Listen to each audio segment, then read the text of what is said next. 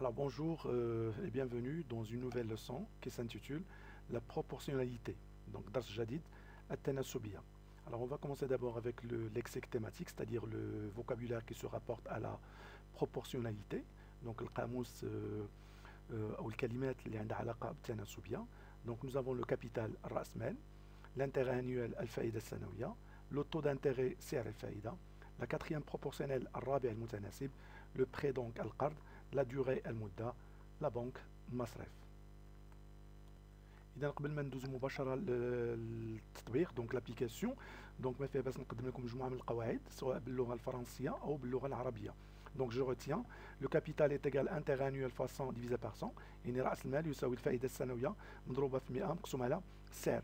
L'intérêt annuel est égal capital fois taux divisé par 100. الفائدة السنوية تساوي رأس المال مضروبة في السعر مقسومة على 100. ثم le taux est égal intérêt annuel fois 100 divisé par capital. إذا السعر يعني سعر الفائدة تساوي الفائدة السنوية مضروبة في 100 مقسومة على رأس المال.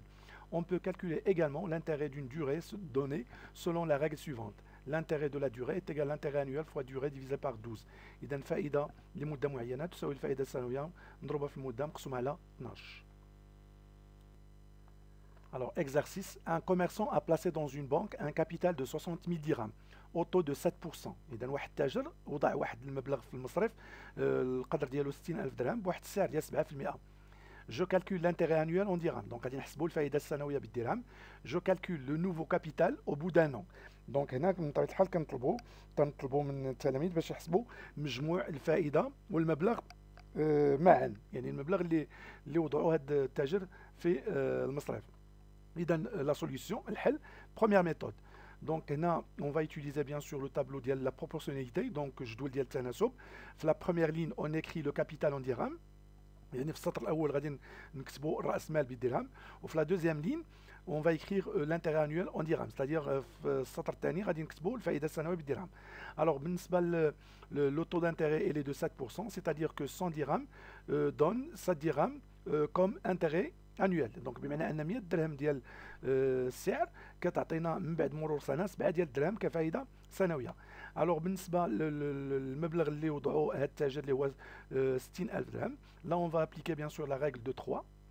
Donc 7 multiplié par 60 000 divisé par 100 et on obtient 4200 dirhams. Donc هنا كنوظفوا القاعده الثلاثيه بمعنى كنضربوا 7 في 60,000 وتنقسموا على 100 وكنحصلوا على 4200 درهم.